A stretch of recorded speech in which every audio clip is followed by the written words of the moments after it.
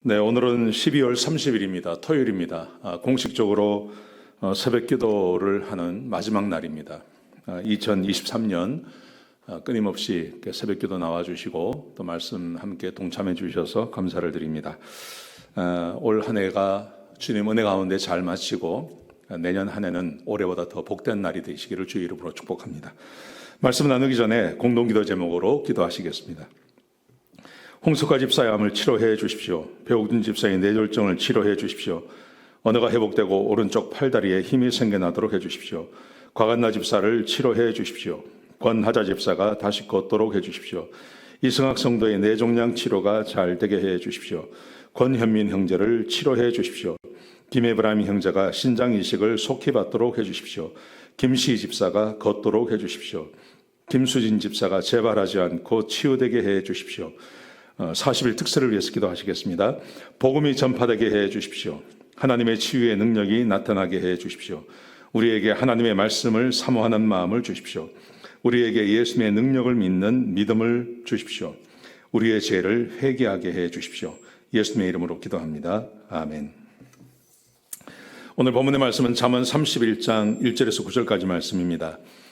어머니가 아들에게 라는 주제로 하나님 말씀 함께 나누시겠습니다. 31장 1절에 보시면 르무엘 왕이 말씀한 바 곧 그의 어머니가 그를 훈계한 잠언이라 이렇게 되어 있습니다. 르무엘 왕은 아마도 우리는 솔로몬이라고 그렇게 생각하고 있습니다. 그의 어머니는 밧세바죠. 밧세바, 우리아의 아내였던 밧세바가 우리아가 죽은 다음에 다윗이 밧세바를 자기의 부인으로 삼지 않습니까? 그리고 그 밧세바가 두 번째 아들을 놓은 게 이 솔로몬이었습니다. 그래서 밧세바가 솔로몬에게 이야기한 그 내용을 오늘 솔로몬이 자기의 어머니에게 받았던 말씀을 함께 나누고 있는 것입니다. 세 가지를 이야기합니다. 그의 어머니가 이야기했던 것 뭘까요? 자, 먼저 2절에 보시면 이렇게 되어 있습니다. 내 아들아 내가 무엇을 말하랴? 내 태에서 난 아들아 내가 무엇을 말하랴? 소원대로 얻은 아들아 내가 무엇을 말하랴? 밧세바가 첫 번째 아들을 잃어버린 다음에 그것은 다윗과 불륜 관계에서 얻은 아들이죠. 그 아들을 잃어버립니다. 죽습니다. 그리고 마음의 소원을 가지고 있다가 그 소원대로 이제 솔로몬을 얻게 되는 겁니다. 그러니까 굉장히 귀한 아들이죠. 굉장히 귀한 아들이고 그리고 그 아들에 대한 기대가 얼마나 많았겠습니까? 그래서 이 귀한 아들에게 주는 교훈이라는 것입니다. 세 가지를 이야기합니다. 첫 번째, 여자를 가까이 하지 말라 그렇게 말씀하십니다. 자, 13절에 보시면요. 내 힘을 여자들에게 쓰지 말며 너의 힘을 여자에게 쓰지 말라. 지금은 일부 일처제입니다. 그런데 이때만 하더라도 다윗도 부인이 8명이었습니다. 솔로몬도 부인을 많이 둘 가능성이 있습니다. 그래서 그의 어머니가 말을 하는 겁니다. 여자에게 힘을 쓰지 마라. 여자를 가까이 하지 마라.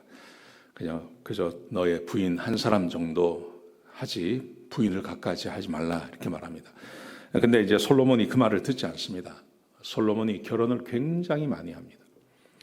자기 본처도 있고 후처도 있고 거기다가 또 후궁들도 많이 있고 첩도 두고 그래서 솔로몬의 인생이 망가지죠. 우리 열왕기 하에 보면 그 솔로몬이 그 예루살렘 골짜기마다 자기 부인들이 이방에서 가져온 여러 가지 우상을 거기에 두고 섬기는다는 이야기가 기록되어져 있습니다. 솔로몬이 이것 때문에 어려움을 당하는 겁니다. 그의 어머니가 이야기했습니다. 내 힘을 여자에게 쓰지 말라. 근데 솔로몬이 이 말을 순종하지 않습니다. 우리 지금도 마찬가지라고 생각합니다. 남자든 여자든 자기 결혼 안에서 살아가야 하지 자기 인생을 이런 것에 허비해버리면 인생이 얼마나 허망한지 모릅니다. 그래서 가정을 잘 지키는 것 매우 중요하죠. 자, 두 번째 교훈은 술을 먹지 말라고 말합니다. 자, 4절에 보시면요. 르무엘아 포도주를 마시는 것이 왕들에게 마땅하지 아니하고 술을 먹지 마라. 포도주를 먹지 마라. 우리는 우리는 이스라엘 문화를 잘 모르지만 아마도 그쪽 문화는 우리가 정확하게 알 수는 없지만 물이 아주 좋지 않기 때문에 물 대신 포도주를 막 먹지 않습니까? 근데 심지어 그 포도주도 마시지 마라. 술을 가까이 하지 말라. 이렇게 말씀하십니다. 왜냐하면 왕들에게 마땅치 아니하며 독주를 찾는 것이 주권자들에게 마땅치 않다. 4절에 그렇게 말합니다. 그러면서 5절에 보시면 술을 마시다가 법을 잊어버리고 모든 곤고한 자들의 송사를 굽게 할까 두려우니라. 술을 먹고 하나님의 말씀을 잊어버립니다. 법을 잃어버립니다. 왕이 지켜야 할 규례가 있는데 그 규례를 잊어버리거나 혹은 백성들에게 해야 할 그 재판을 굽게 할까, 잘못할까 봐 두렵다. 이렇게 말합니다. 여러분, 하나님께서 금지한 것이 있죠. 하나님께서 율법을 지킬 것을 말씀하시고 왕에게 말씀하시기를 재판을 공평하게 하라고 말합니다. 재판이 공정하지 않으면 그러면 하나님께서 반드시 심판하시겠다고 말씀하셨습니다. 그래서 이 솔로몬의 어머니 밧세바가 자기 아들에게 이 말을 하는 겁니다. 술을 먹으면, 술을 자꾸 먹고 술에 임박이고 술 중독되면 그러면 하나님의 법을 잊어버리게 되고 하나님의 법을 잊어버리면 반드시 재판을 그릇되게 할 가능성이 있다고 본 것입니다. 그래서 이렇게 교훈하고 있는 겁니다. 술을 먹지 마라. 지금도 마찬가지입니다. 여러분, 술에 중독이 되면 술은 중독이 되지 않을 수가 없습니다. 술을 마시면 술에 중독이 되고 술에 중독이 되면 일상의 삶이 무너지게 되어 있습니다.